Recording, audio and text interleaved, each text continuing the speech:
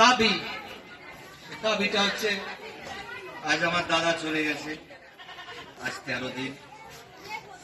তাই শ্রী শ্রী হরিচাঁদ ঠাকুর সাক্ষাৎ এবং হরিচাঁদ ঠাকুরের ভক্তবৃন্দ সাক্ষাৎ, যত রাম দয়াল রামের ভক্ত আছে সবাই সাক্ষাৎ। আজ দাদা মরে যাওয়ার পরক্ষণেই আমি হাসপাতালে বসে তখন চিন্তা করলাম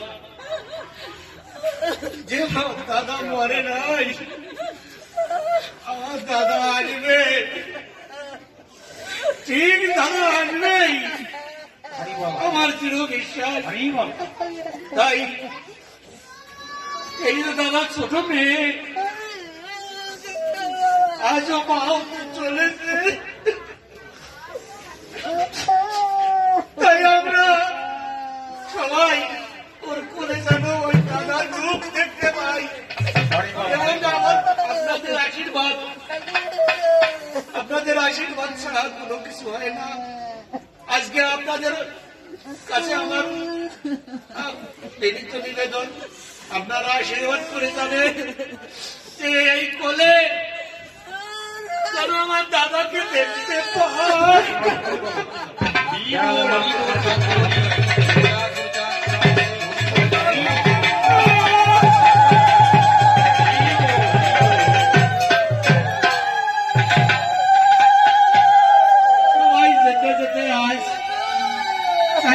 ছিলাম একসঙ্গে, এক জায়গায় ছিলাম।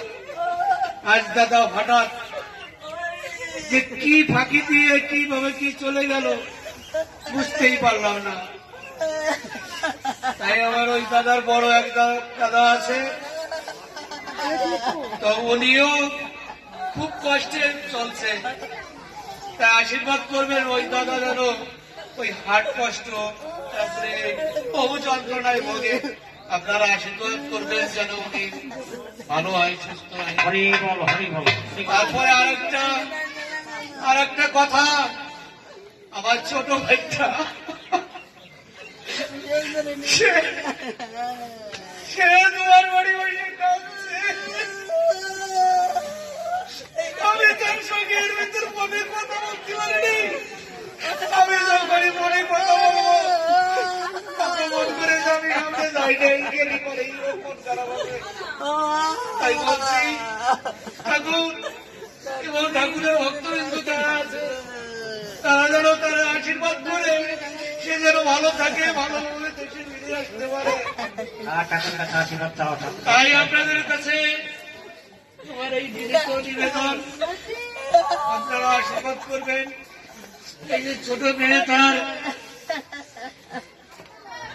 যাতে ওই উত্তম কুমার বালা, ডাক্তার উত্তম কুমার বালা যেন এর কোলে আসে, এই আশীর্বাদ সবার কাছে নিবেদন।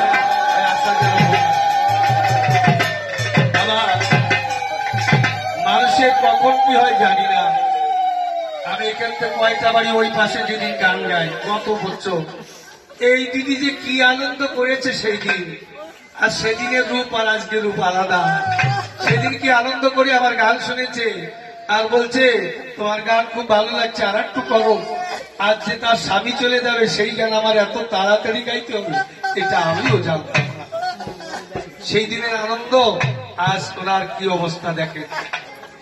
তাই প্রভু কাকে কখন যে কি করবে আমরা কেউ জানি না, তার কখন কি ইচ্ছা। যাই হোক, তার ছেলে আজ আমাদের রামায়ণ গানের নিয়ম অনুসারে অন্ন বস্ত্র মুদ্রা সেটা নিয়ে এসছে। তাই আমরা আর একটা ভিক্ষা চাই সাধুগুরু বৈষ্ণবের কাছে। তার ছেলে, তার মেয়ে, তার বৌমা, তার জামাই, নাতি পুতি যাদেরকে রেখে গেছে তারা সবাই যেন প্রভুর কৃপায় সুখে থাকে, মঙ্গলে থাকে। সবাই